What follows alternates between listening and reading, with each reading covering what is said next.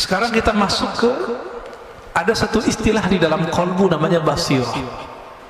Basirah itu kalau yang kita pakai sekarang namanya basar. Sifat melihat, kemampuan memandang, memandangnya dengan fisik. Ada yang memandang dengan batin, disebut dengan al-basirah. Coba kita baca teksnya. Syu'aul basiratu yushhiduka qurbahu minka.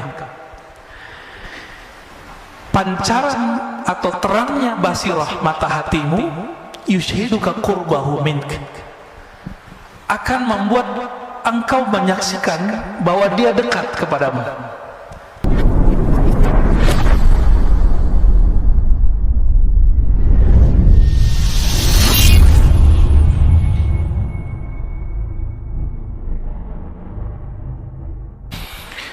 Qala Ibn Athaillah Sakandari qaddasallahu sirrahu aslu kulli ma'siyatin wa ghaflatin wa syahwatin ar-ridha 'anil nafs.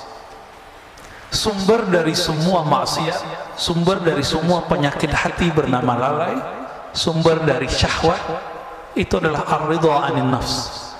Meridhai, membiarkan kehendak diri, membiarkan diri kita terpapar oleh syahwat, membiarkan diri kita menikmati tidur lalu tidak tahajud, membiarkan diri kita berdebat, membiarkan diri kita untuk memandang sesuatu yang tidak halal.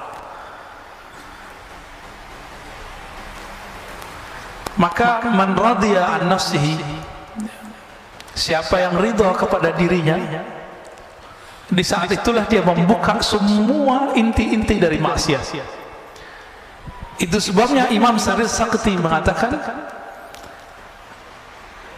1000 syaitan itu nggak ada apa-apanya dengan satu nafs, jiwa.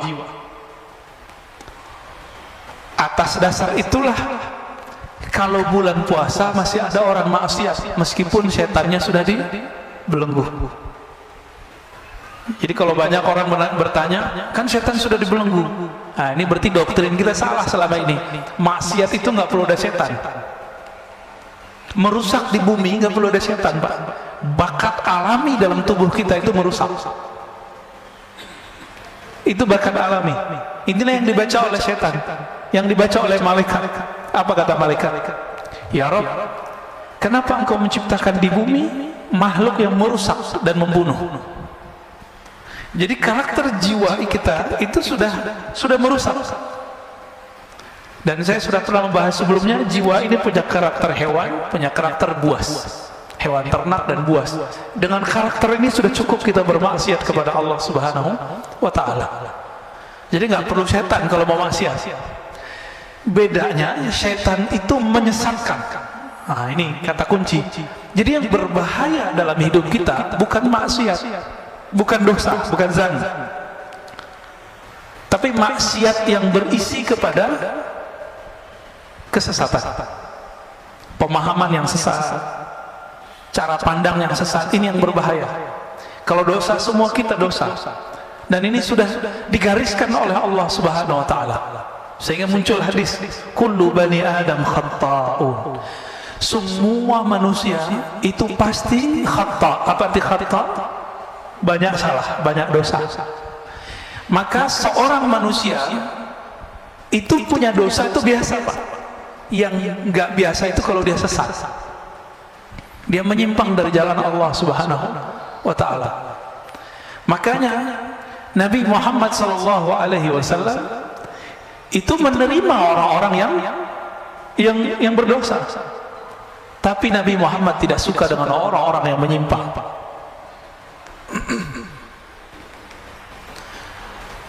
Dan dibalik, kalau maksiat, taat, ya,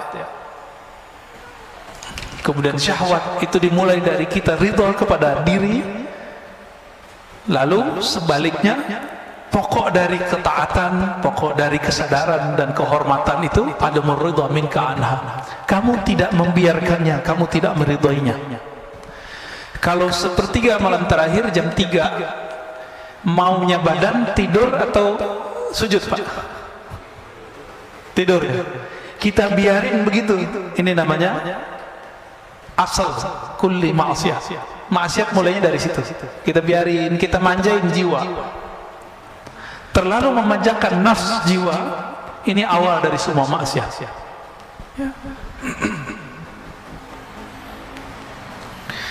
Oleh karena itu, Imam Athaillah As-Sakandari memberikan karakter seorang mursyid.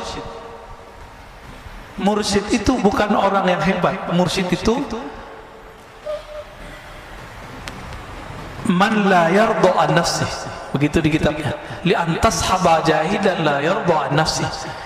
Kamu berguru, bersahabat dengan seseorang yang tidak meridhoi dirinya, nafsnya, jiwanya, itu lebih baik daripada kamu berguru kepada orang yang meridhoi nafsnya, jiwanya. Maka kalau mau cari guru, carilah guru yang tidak membiarkan dirinya terpapar oleh nafs, jiwa kita, ya, kehendak-kehendak diri. Lalu beliau memberikan pertanyaan, fa'ayyu ilmin li'alimin yarda nafsi. Masih disebut alimkah orang yang alim tapi dia mengikuti hawa nafsunya? Masih disebut alim enggak? Wa ayyu jahlin li jahilin la yarda nafsi. Masih disebut jahilkah orang yang jahil jika dia tidak mengikuti hawa nafsunya?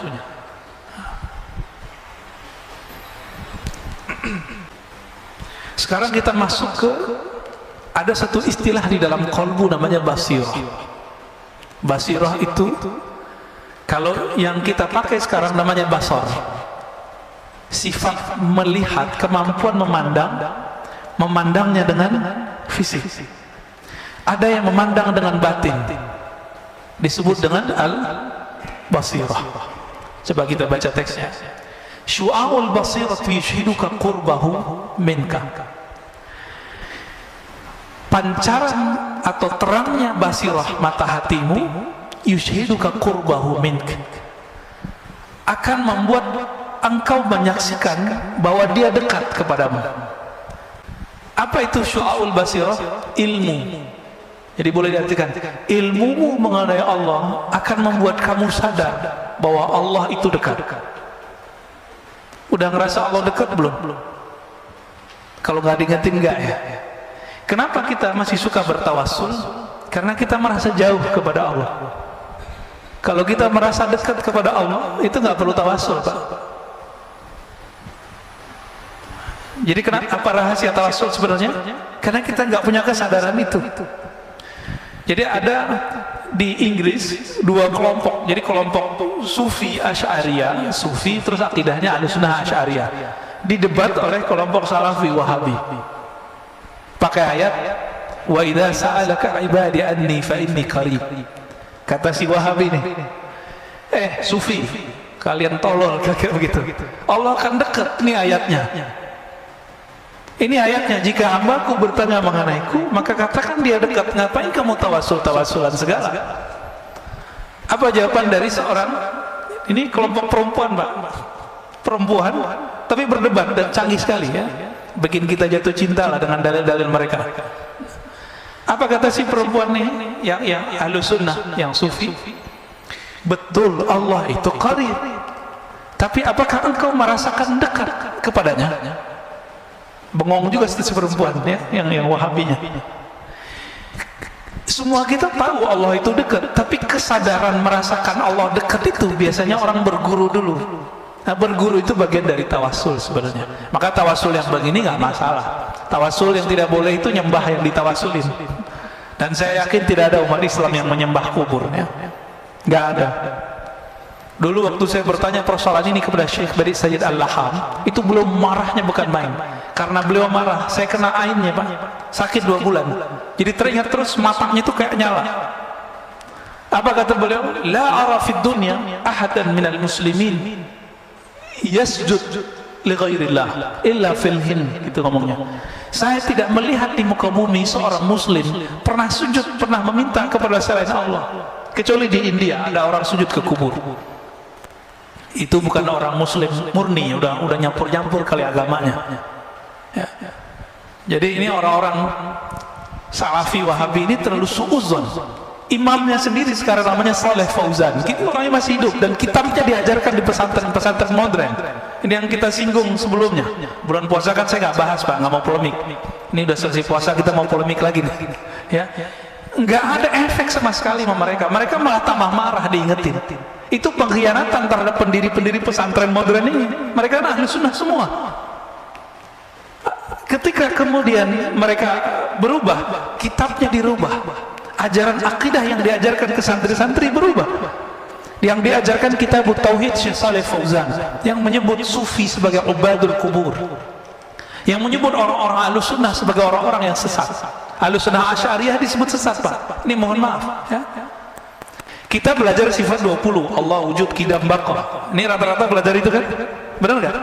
Itu dianggap sesat oleh si pengarang kitab, dan kitab itu diajarkan di pesantren-pesantren modern. Ridho nggak Pak? Maka saya mengajak kiai-kiai yang emang antum diberikan kecerdasan oleh Allah, apa susahnya ganti kitab? Kitab banyak di dunia, ganti. Hati-hati, ini tanggung jawab dunia akhirat. Oh Ustaz, ini kitab cuma untuk perbandingan. Santri kita cuma emang santri sebelum dia kuliah udah bisa membandingkan, paling cuma 1-2. Anak kuliah aja banyak yang gak paham kok. Udah dokter juga banyak yang paham, apalagi cuma santri kelas SMP, SMA, sanawiyah, aliyah, gak akan paham Pak. Jangan ngeles, udah ganti aja. Maka bapak-bapak yang naruh anak di pesantren modern, tolong sampaikan ini kepada kiai-kiainya. Saya ke sahabat-sahabat saya punya pesantren modern, saya udah ngomong. Yang bisa saya sampaikan, saya sampaikan. Ada yang memusuhi, ada yang senang dikasih tahu. Ya. Ada yang bersyukur, diingetin. Bayangkan Pak Syekh Saleh Fauzan itu di kitab Tauhid bilang, orang maulid itu menyerupai Nasrani. Menyerupai Nasrani kufur nggak? Kufur. Bahaya nggak nih? Bahaya. Ya. Orang tawasul musyrik bagi dia.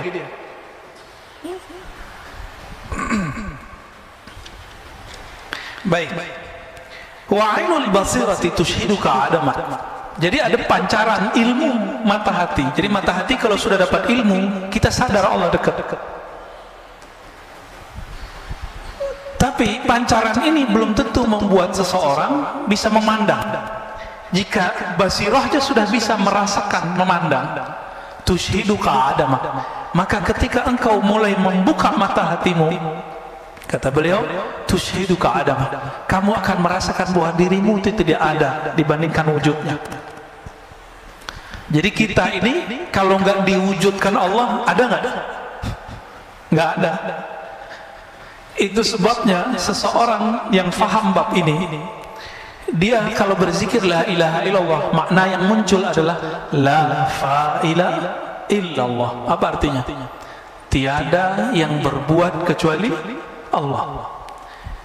Yang berbuat ke dalam diri kita, yang berbuat kepada anak istri, keluarga, teman, negara kita, bahkan yang terjadi sekarang di Palestina, yang terjadi sekarang di Saudi, di negeri kita, itu nggak akan terjadi kecuali Allah yang pada hakikatnya menggerakkannya. Pandemi sekarang izin Allah atau bukan? Izin Allah. Ridho nggak? Ridho ya.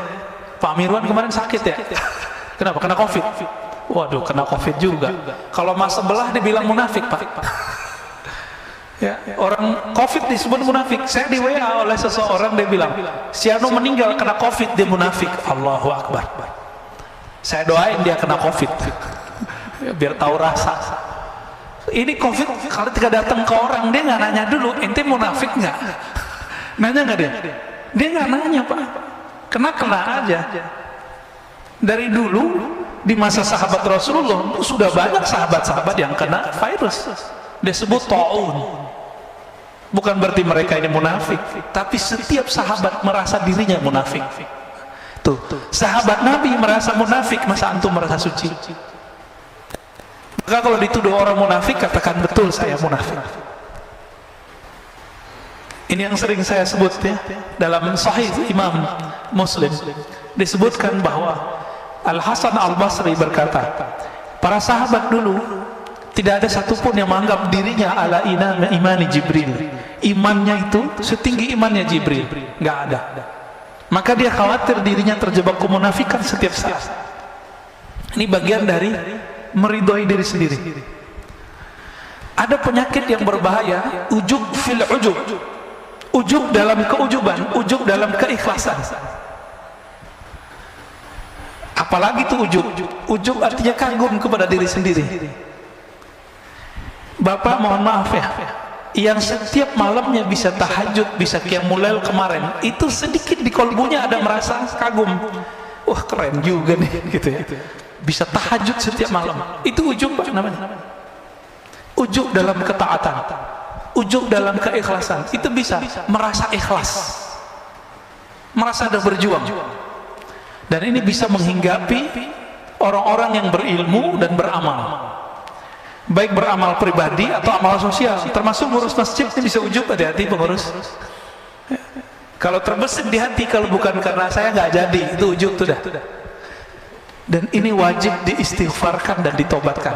Tobatnya tobat batin, batinnya yang ditobatkan. Astagfirullah, ya Allah aku minta ampun dari dosa ujub. Ini lebih susah bersihnya daripada dosa maksiat. Dosa mata jelalatan itu gampang Pak, pakai subhanallah 100 kali hapus.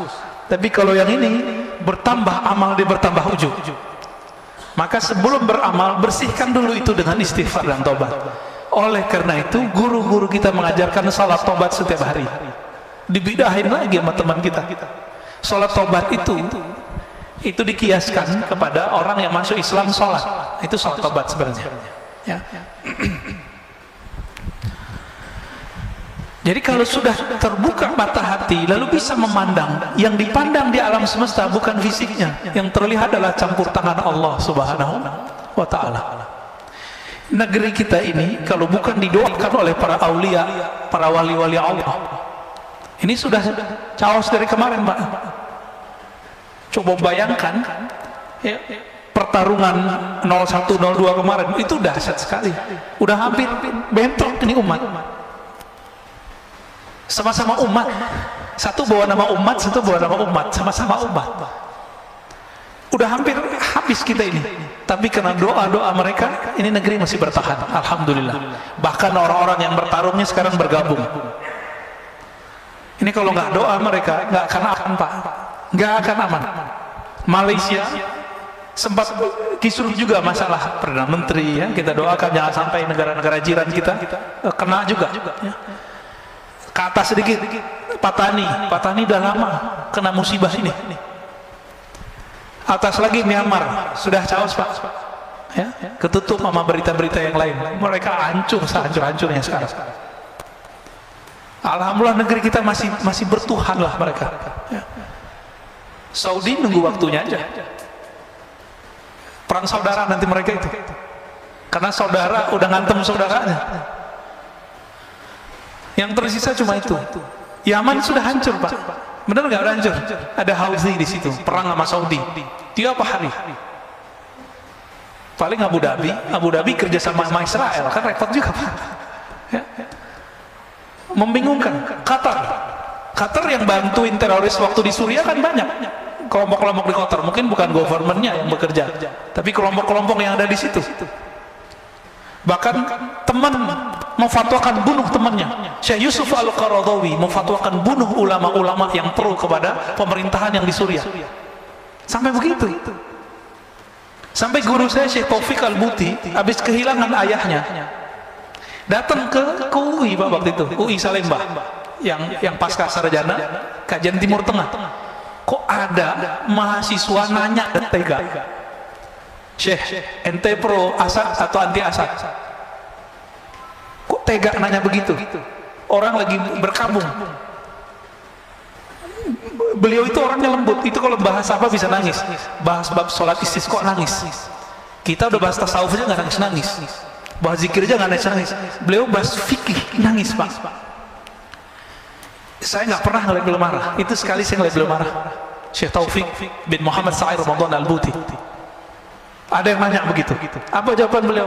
La uayyidu bashar wa la uayyidu fulana, innama uayyidu ra'iyati ummati al-islamiyah. Saya nggak pro siapa-siapa, saya cuma pro kedamaian umatku, rakyatku. Gitu aja Pak jawabannya. Dan suaranya meninggi. Tega gitu ada orang nanya begitu sama dia, ya. Udah hancur Pak sekarang. Apa gorengannya? Ini hati-hati, Indonesia hampir berhasil nih. Anti Syiah, Syiah kafir. Ini dari Pak ya, mohon maaf. Jadi setiap gerakan yang mengatakan Syiah kafir itu berasal dari kelompok Wahabi. Dan Wahabi ini, kata Muhammad bin Salman, ini produknya Amerika. Mereka sendiri yang ngomong. Karena untuk menghancurkan orang-orang yang berbeda dengan Wahabi itu cukup bilang aja mereka sesat, kafir. Dan ini sudah terjadi Pak. Bashar Assad itu dikafirkan. Padahal Bashar Assad itu istrinya Sunni, menteri-menterinya Sunni, tapi dia lahir di komunitas salah satu Syiah namanya Alawiyah, bukan Alawiyah yang habaib, ya. Ini beda. Meyakini salah satu ajaran namanya reinkarnasi, tapi beliaunya sudah enggak. Nah, ini gorengan gitu di sana. Berhasil di Suriah, berhasil di Irak, berhasil. Mau dicobain di Indonesia. Saya termasuk pengkritik Syiah, tapi saya tidak mengkafirkan semua Syiah. Kita bisa adu kitab Pak, ya. Yang kafir itu namanya Syiah Ghulat. Apa arti Syiah Ghulat? Syiah ekstrim. Syiah ekstrim ini kelompok Qailaniyah, ya, Sabaiyah. Ini saya konfirmasi kepada orang-orang yang juga Syiah, mereka juga mengkafirkan kelompok itu. Kenapa? Mereka menyembah selain Allah. Syiah yang ada sekarang di Bahrain, yang ada sekarang di Iran, itu Syiah yang mana? Itu Imamiyah. Imamiyah ini juga pecah seperti Ahlussunnah. Ada yang ekstrim kayak Wahabi, ada Pak. Ada yang moderat, ada yang liberal, ada yang Sufi. Tapi mereka nggak menyebut Sufi, nyebutnya Irfani. Ada yang dekat ke Ahlussunnah. Ada namanya Zaidiyah, ini dekat ke Ahlussunnah. Itu ada di Yaman. Yang tokohnya sering dikutip-kutip oleh kelompok Salafi, namanya Imam San'ani, yang nulis kitab Subulus Salam. Kita sampaikan gitu, mereka nggak percaya juga, ya. Padahal San'ani tertulis dalam kitab-kitab Syiah Zaidiyah. Saya punya daftar ulama-ulama Zaidiyah itu. Ada lagi namanya Imam Syaukani, tapi belakangan sudah menjadi Ahlussunnah. Ini Syiah yang dekat ke Ahlussunnah. Dan sekarang muncul Syiah dari Imamiyah yang sudah mulai mencari titik temu dengan Ahlussunnah. Salah satunya kelompok Hizbullah yang ada di Lebanon. Pernah dengar Pak? Itu sudah mulai mendekat kepada Ahlussunnah. Artinya mereka menolak ajaran mencaci maki sahabat dan istri-istri Nabi. Lalu ada di Kuwait, siapa namanya? Yasir Audah, ya. Tapi Yasir Audah yang Syiah ini menolak. Sorbannya gede, warnanya putih. Lalu ada dari kalangan Al-Marja' ad-Dini namanya. Marja' ad-Dini itu di sana mujtahid. Jadi mereka itu sampai sekarang menjaga strata ulama. Di Indonesia kan nggak ada ya. Tapi sebenarnya secara praktek ada. Yang boleh mengeluarkan fatwa itu disebut Al-Marja' ad-Dini. Dokter aja nggak boleh kalau dia nggak ngikutin jalur ini. 1, 2, 3 sampai terakhir namanya Al-Marja' ad-Dini. Namanya Sayyid Kamal Al-Haidari. Dia menolak menghujat istri Nabi, tapi mengkritisi beberapa sahabat Nabi, cuma tidak mengkafirkan dan mencaci maki. Apa kata dia? Jika Syiah itu melaknat dan mencaci maki, mengutuk, maka itu bukan Syiah yang saya anut. Ini namanya Sayyid Kamal Al-Haidari. Maka beliau ini dikafirkan oleh kelompok Syiah ekstrim. Jadi ini nasib jadi orang moderat Pak. Nasib jadi Ahlussunnah moderat dikafirkan oleh kelompok-kelompok yang saklek. Ini baru ada laporan dari sahabat saya, ya. Buku saya tentang teologi Muslim Puritan yang pernah dicetak oleh teman-teman di sini, ya. Pengurus kan pernah nyetak itu ya, tentang genealogi Salafi. Orang nggak ngerti apa-apa, dia orang umum baru hijrah. Itu baca buku saya, itu langsung bilang, oh ini buku liberal. Lu liberal dari mana? Yang nulis orang ngaji hadis kok. Kajiannya itu kan kajian berdasarkan ilmu hadis juga. Dan ilmu akidah. Jadi bagi dia yang nggak sama dia disebut liberal. Yang paling lucu sahabat saya, Ustadz Salman Al-Farisi yang punya pesantren. Antum pernah ke sana ya? Ya ada saya lihat videonya di sana tuh. Yang buat pesantren madrasah hadis Al-Fajr ya. Ruhama Al-Fajr. Pesantren agraria dahsyat itu. Pesantren planner. Ustadz Salman Saya tanya kemarin, Ustaz, antum dituduh Syiah ya? Karena ngisi di Rasul. Oh, bukan itu sebabnya. Saya, kata beliau, dulu diminta oleh satu komunitas mengisi kajian mengenai sahabat Nabi. Karena yang ada itu anak-anak muda. Yang paling cocok sama anak muda siapa? Cucunya Nabi siapa? Hasan dan Husain. Orang-orang Wahabi paling benci sama orang yang membahas Hasan dan Husain. Dianggap Syiah. Nah, itulah mulai ceritanya. Kita tahu persis ya Ustaz, Salman ini ahlus sunnah bukan 100% Pak, 1000%. Beliau khatam kutubus sittah, kitab hadis Bukhari, Muslim, Abu Daud, Tirmizi itu lebih sering daripada saya waktu dia di Mekah. Mana Salafi sekarang yang khataman Sahih Bukhari, Muslim berulang kali? Nggak ada. Dia yang khatam tuh, Ustaz Salman tuh. Nah, maka kita mikir-mikir dulu mau membidah-bidahkan orang. Kita baca hadis sudah sebanyak orang itu belum? Ya? Baik. Wa haqqul basirati syurka wujudahu la adamaka wa la wujudah. Kalau kita punya ilmu tentang Allah, kita merasa Allah dekat. Kalau mata batin dibuka oleh Allah, kita merasa bahwa Allah yang berbuat di alam semesta. Jika haqqul basirah disebut haqqul yakin. Yang pertama ilmu yakin, yang kedua ainul yakin, yang ketiga disebut haqqul yakin. Keyakinan yang sudah hak disebut juga haqqul basirah. Sudah masuk ke dalam diri kita. Apa yang terjadi? Yushhiduka wujudahu. Allah akan tampakkan bahwa dia benar-benar ada, sehingga kamu tidak merasa ada dan juga tidak merasa tiada. Ini maksudnya apa itu kalimatnya? Kita nggak merasa ada dan nggak merasa tiada. Jadi kalau yang level 2 kita merasa tiada. Merasa tiada berarti masih ada perasaan dong. Nah, perasaannya ini sendiri hilang. Perasaannya pun hilang. Inilah yang terjadi kalau orang begini, rasa di kolbunya menguasai otaknya, lalu turun ke lidahnya, jadilah seperti al-halaj. Apa kata al-halaj? Ma fi jubbati ilallah. Dalam jubahku hanya ada Allah. Dia lagi sakar, lagi mabuk. Mabuk bukan karena wine, mabuk karena cahaya-cahaya ma'rifat meliputi dirinya.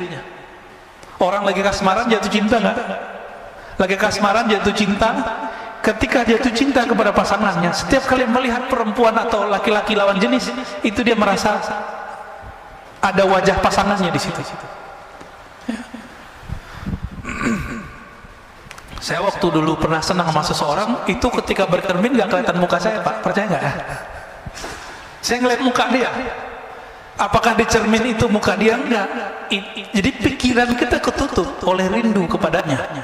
Itu rindu ke makhluknya bisa begitu, Pak, apalagi kepada Khalik.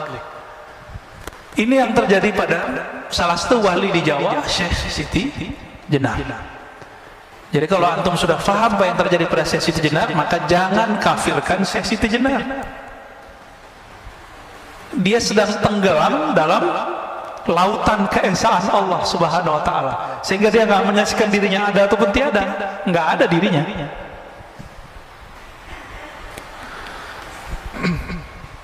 Ini juga yang terjadi pada Imam Abu Yazid. Abu Yazid ini lagi zikir subhanallah, subhanallah, berubah, Pak. Dia nggak memandang lagi yang berbicara ataupun yang dibicarakan. Di saat itu Allah meminjam lidahnya. Subhani, subhani, maha suci aku. Itu bukan Abu Yazid yang maha suci, tapi Allah meminjam lisan Abu Yazid. Namun ada ulama yang ketat, dia menghindari itu terjadi pada dirinya. Itu lebih sempurna, yaitu Al-Qutub Ar-Rabbani Sultanul Aulia Sayyidi Syekh Abdul Qadir Al-Jilani. Itu dia nolak kejadian-kejadian begitu. Jadi dia bisa memfilter dirinya. Makanya kesempurnaan kewalian beliau lebih tinggi dari semua wali-wali yang ada di dunia selain sahabat-sahabat Rasulullah, ya. Disebutlah beliau Sultanul Aulia, rajanya para wali. Rajanya para wali. Dan itu dikabarkan bahkan beliau masih belum lahir. Udah lahir, masih remaja, dikabarkan oleh gurunya Yusuf Al-Ahmadani, ya. Itu dikabarkan, ya. Karena Allah wala syai'a ma'ah. Allah itu ada, wala syai'a ma'ah, tidak ada sesuatu pun bersamanya. wa huwal an ala ma alaikan. Dia sekarang, dia dulu sama. Dia dulu sendiri atau bersama? Dia dulu di atas aras atau enggak ada aras? Enggak ada aras. Maka dia dulu dan sekarang sama. Oleh karena itu perdebatan mengenai Allah bertempat di aras, Allah di arah tinggi, arah atas, itu enggak ada manfaatnya sebenarnya. Sebenarnya lah ya. Cuma karena orang awam sudah terjebak mengatakan Allah di atas, maka muncullah pembahasan, benarkah Allah bertempat? Kalau paham nih ini hadis, ini kan hadis Sahih Bukhari, kana Allah wala syai'a ma'ah. Ini pertanyaan disampaikan oleh Abu Musa al-Asy'ari dan teman-temannya orang-orang Yaman. Abu Musa al-Asy'ari, sahabat Rasulullah dari Yaman, yang Nabi mengatakan al-iman Yamaniyah, al-hikmah Yamaniyah. Iman itu dari Yaman, hikmah dari Yaman. Maka Islam Indonesia berutang kepada orang Yaman, karena yang banyak mengislamkan kita adalah hadarin, orang-orang Hadramaut dari Yaman. Ya, jazakumullah khairan katsira. Semoga Allah membalasi mereka dengan kebaikan. Di Jakarta ada yang tidak mau terkenal di masa hidupnya, sezaman dengan jidnya Habib Jindan, jidnya yang paling atas itu, Habib Jindan, Jindan yang senior Pak. Itu punya teman namanya Al-Habib Ali Al-Yamani. Orang tahunya cuma Syekh Ali Al-Yamani, nggak mau terkenal. Dekat dengan Habib Hussein, luar Batang. Saya sampai sekarang belum pernah Pak ziarah ke luar Batang itu. Ya. Itu ada Syekh Ali Al-Yamani, datang dari Yaman ke sini, bawa Thariqat Qadiriyah dan Thariqat Alawiyah. Ya, nggak dikenal orang, tapi Habib Jindan dikenal beliau. Itu kalau ke habaib bisa dicek Pak ceritanya. Siapa nama syekhnya? Syekh Ali Al-Yamani. Nanti cari ya. Namanya Syekh Ali Al-Yamani, yang suka ziarah-ziarah ke sana. Syekh Ali Al-Yamani penjaringan. Ini kelompok habaib juga. Keturunan dari Yaman juga. Dulu orang Yaman, Abu Musa al-Asy'ari dan keluarga klannya datang kepada Nabi ngaji. Apa pertanyaannya? Kaifa kana Rabbuna? Wahai Rasulullah, Allah dulu gimana sih? Gitu. Sebelum alam ini tercipta, Allah dulu gimana? Apa jawaban Nabi? Kana Allah, dipakai hadis ini.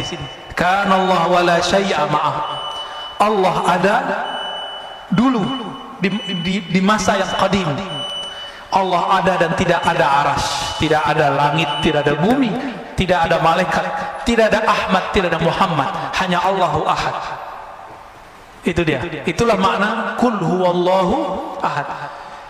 Rahasia kul huwallah di situ al-ikhlas. Allah senang disebut sendiri. Allah senang disebut esa. Kita kalau punya jasa kan nggak pengen disebut jasa orang lain bersama jasa kita. Yang boleh begitu cuma Allah, yang boleh narsis itu cuma Allah. Jadi yang maha narsis itu cuma Allah. Yang maha ego cuma Allah. Kita nggak boleh ego, kita nggak boleh narsis. Kalau Allah dulu dan Allah sekarang sama, perlu nggak debat Allah bertempat? Sebenarnya nih, nggak perlu ya. Perlu nggak mengatakan Allah di langit? Lalu bagaimana dengan hadis seorang budak perempuan yang mengatakan Allah di langit?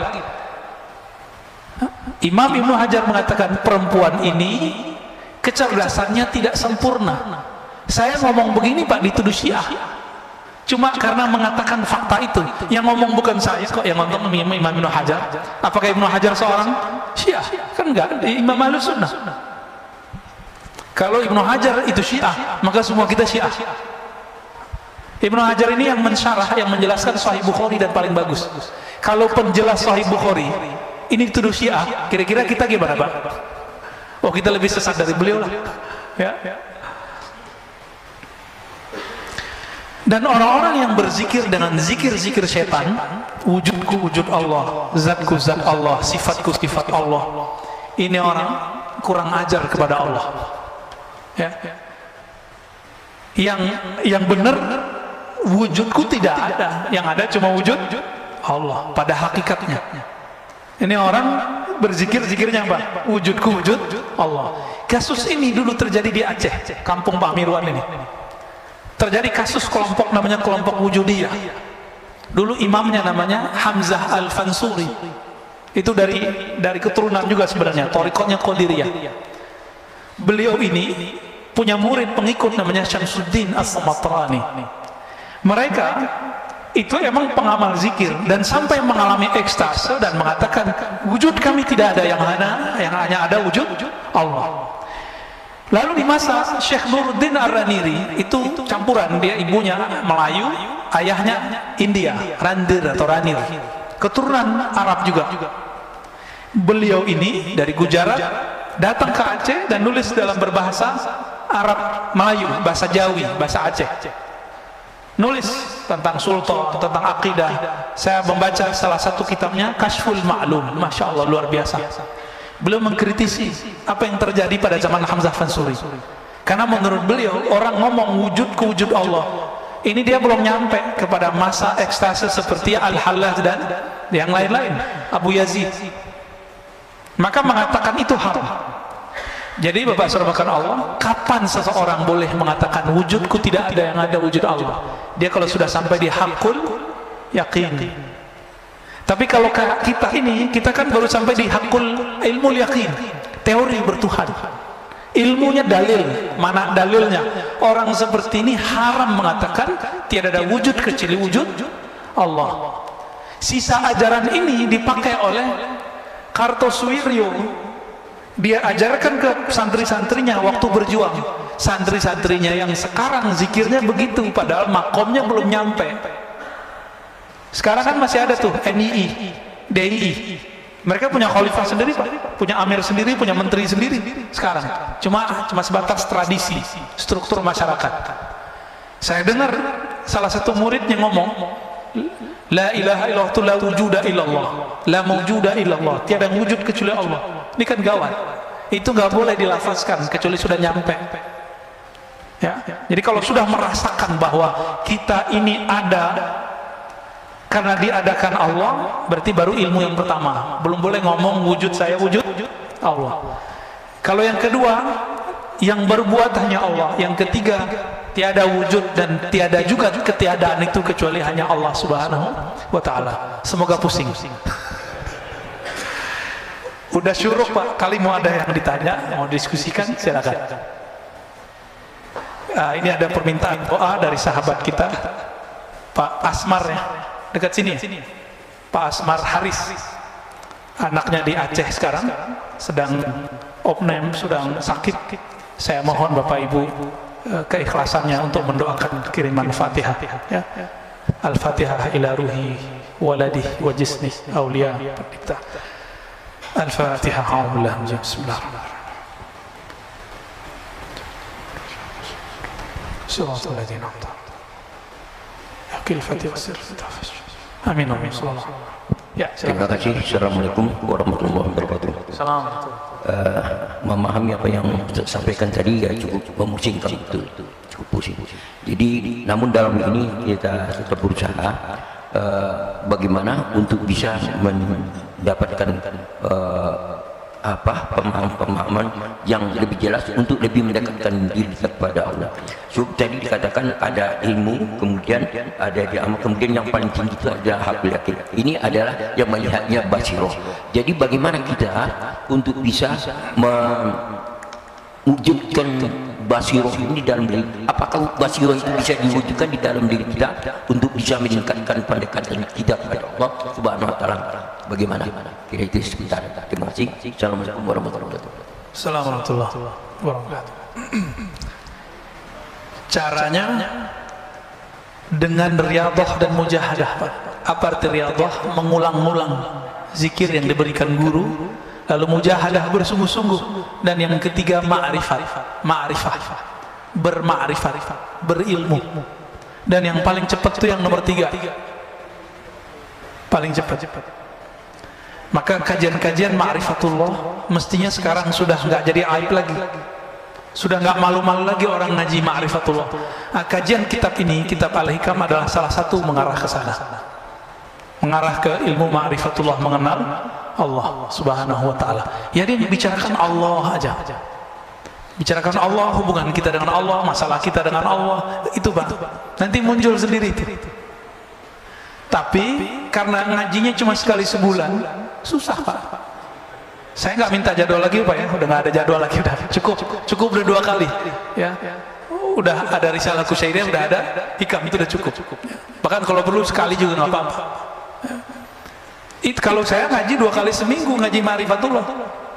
Belum lagi kita buat kajian sendiri di Ribat, itu bisa 3 kali, bisa 4 kali Pak. Ma'rifatullah itu melahirkan rindu kepada Allah Subhanahu wa ta'ala. Kalau ada rindu, masa sekali seminggu doang, sekali sebulan doang? Nggak mungkin. Bisa maunya tiap hari kita ngomongin Allah. Itulah yang terjadi nanti pada ahli surga, ketika mereka sudah bosan dengan nikmat seksual, udah bosan dengan nikmat makan dan minum, nikmat main-main, ngegame. Di sono kita terbang langsung Pak. Semua yang ada di game-gamenya antum tuh ya, itu nanti ada semua tuh. Nah, ada semua nanti di sono. Yang dibayar orang bisa pindah-pindah planet, nanti di sono bisa semua. Nanti orang bosan. Ada kejenuhan yang nggak tahan. Makanya Allah muliakan ahlul firdaus. Orang firdaus ini karena mereka menjaga ma'rifatullahnya pagi dan sore. Dia zikir pagi, zikir sore, subuh, maghrib, itu dia tunggu dan dia merindukan. Setiap kali kita merindukan Allah, sebanyak itulah nanti kita merindukannya dan diberikan ru'yatullah nanti di surga. Jadi siapa yang Allah perlihatkan dirinya nanti di surga, itu orang-orang yang setiap mau subuh dia rindu ke masjid, mau ketemu Allah di masjid. Allah bukan di masjid, ini cuma media aja. Mau maghrib dia datang. Maka Ibnu Umar mengatakan, kami sahabat Rasulullah nggak ada tuh datang ke masjid udah azan, nggak ada. Kami datang dan rindu kepada Allah, rindu kepada Rasulullah. Kami berduyun-duyun masuk masjid, macet tuh Pak. Kalau zaman sekarang udah macet duluan tuh. Sebelum maghrib itu udah ramai masjid, sebelum subuh udah ramai masjid. Mereka dulu begitu sahabat Rasulullah. Maka Allah kasih rahasia mereka ini, dan sampai zaman sekarang, siapa yang menjaga 2 waktu ini, Allah akan memperlihatkan dirinya melepas semua kerinduan ahli surga firdaus 2 kali sehari, semalam, pagi sore. Tapi sehari semalamnya sama dengan 1000 tahun dunia. Pagi sampai sore 500 tahun, sore sampai malam 500 tahun. Gimana nasib orang yang cuma minta bidadari 72 terus bunuh orang? Itu waras nggak sih Pak? Ibu, waras nggak? Saya mau dapat nikmat bidadari 72 terus saya ngebom orang, itu waras nggak sih? Maka saya mau mengetuk pintu hati siapapun yang berjuang fisabilillah, yang pakai hati nurani dong. Kan Allah suruh pakai akal yang sehat, kan Allah perintah afala ta'qilun. Maka memakai akal adalah memakai Quran, memakai qalbu adalah memakai spiritnya Quran. Bukan cuma pakai dalil-dalil tertulis saja. Dalil tertulisnya begitu, prakteknya kayak tadi. 72 bidadari mah dikit. Semasa di dunia, Sayyidina Daud punya gundik 1000 Pak. Pelayan cantik-cantik semua itu 1000, dan seluruh dunia, bukan cuma wilayah Arab, Israel, Romawi, Persia, enggak, seluruh dunia dia punya. Begitu juga Nabi Sulaiman, seluruh dunia dia punya. Kaisar di Cina punya pelayan gundiknya 5000. Nggak sempat menggang kali ya, kubur meninggal. Dan di sana nggak perlu pakai obat kuat Pak, semua minuman surga itu obat kuat, nggak perlu di sana. Nah, kita mau dapat syahwat fasilitas surga atau mau ketemu yang punya surga? Kalau mau ketemu yang punya surga, wajib belajar ma'rifatullah. Wajib belajar ma'rifatullah. Bapak sholat 1000 rakaat nggak akan ketemu kalau nggak kenal Allah. Makanya dari awal kita sudah sering katakan, lebih afdal ngaji apa sholat sunat? Ngaji. Ngomong begini, ngomong tentang Allah, itu Allah lebih suka Pak daripada sholatnya nggak khusyuk. Antum nih sholat sekarang, kita lagi ngaji, pasti pikirannya kemana-mana. Atau merasa diri, wah ustadz nih nggak benar nih, orang kalau udah syuruk masih aja gitu ya. Semoga nggak begitu Pak ya. Tapi saya yakin bertengkar tuh di pikirannya. Mau ngaji pas sholat sunat, mau ngaji pas sholat sunat, mending ngaji aja dulu. Tapi Bapak yang mungkin mau buru-buru silakan. Mungkin mau kerja, Sabtu mau kerja apa Pak? Dikerjain kali ya. Jadi ngomongin begini nih, ngomongin sifat Allah, ngomongin surga Allah, ngomongin tentang Allah, itu Allah lebih suka daripada kita baca Quran berlapis-lapis tapi nggak ngerti. Tapi kalau Bapak ngerti bahasa Quran, di situ banyak sifat Allah, Allah juga suka. Jadi kapan baca Quran jadi mulia? kalau saya baca Quran dan saya ngerti di situ sifat-sifat Allah, saya mau tanya nih, kita senang nggak dibicarain kebaikannya sama orang? Kita, narsis ini pancaran dari narsisnya Allah. Makanya Allah mengatakan al-kibriya'u ridai, kesombongan itu, keujuban itu milikku semua, bukan milik kalian. Maka yang boleh sombong cuma Allah. Sombong artinya merasa besar. Lalu kita bicarakan kebesarannya, makanya Allah suka sama orang-orang begitu, daripada sujud pikirannya kemana-mana. Ya. Ini yang dikatakan oleh Imam Syafi'i, ya. Diriwayatkan juga oleh Imam Ibnu Majah. Orang bicara ilmu tentang Allah, satu bab saja itu lebih utama daripada sholat 1000 rakaat. Lebih utama, Pak. Tapi jangan karena ngaji terus ninggalin sholat, gak bener juga ya. Kita udah bersama Allah, gak perlu sholat. Kan ada yang ngomong begitu. Ngapain sholat? Allah udah dalam diri. Ini sombong lagi nih orang, ya. Sombong lagi nih orang. Jadi caranya yang ketiga tuh paling di umur kita sekarang yang paling cepat ma'rifat, berma'rifat. Karena kalau ngikutin Syabdul Qadir kuat nggak Pak? Nggak tidur 20 tahun, nggak tidur malam hari, siang aja tidurnya kuat nggak? Ini aja udah ubanan Pak ya. Nggak mungkin kita nggak kuat ngikutin Abu Hurairah tiap malam 12.000. Kita nggak kuat kayak Zainal Abidin setiap hari 1000 rakaat.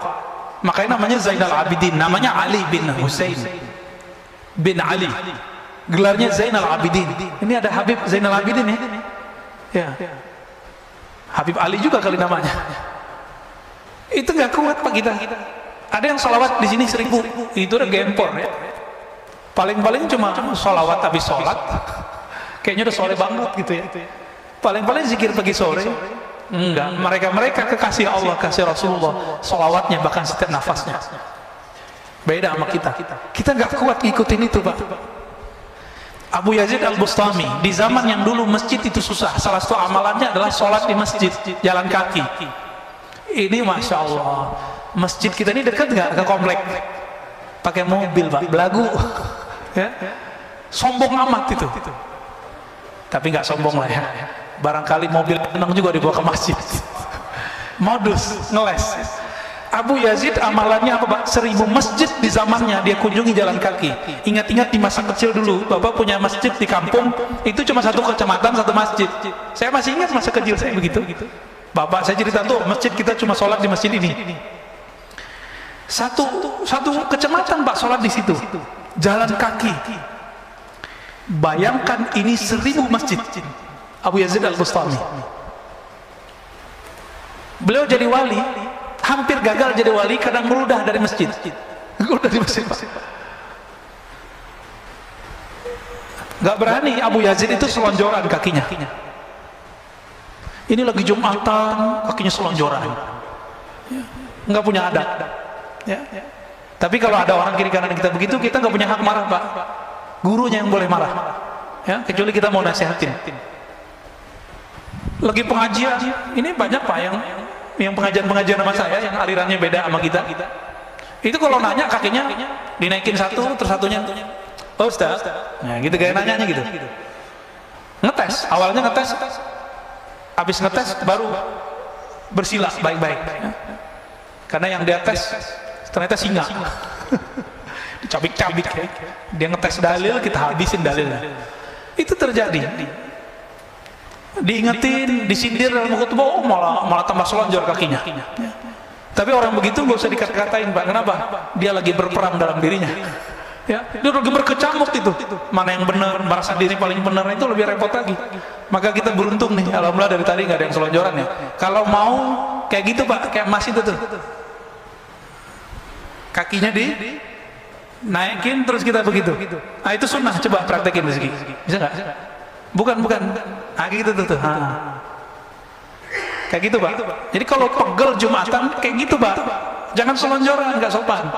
Lagi pengajian kita pegel nih, kesemutan, duduk begitu. Itu duduknya hampir 80% sahabat begitu duduknya. Jadi karena mereka lama ketemu Nabi. Cuma di negeri kita punya tradisi lain karena orang keraton. Ini agak berat. Kita duduk begitu dan nggak sopan. Tapi di masjid insya Allah aman lah ya. Ya silakan kalau mau duduk begitu. Taib.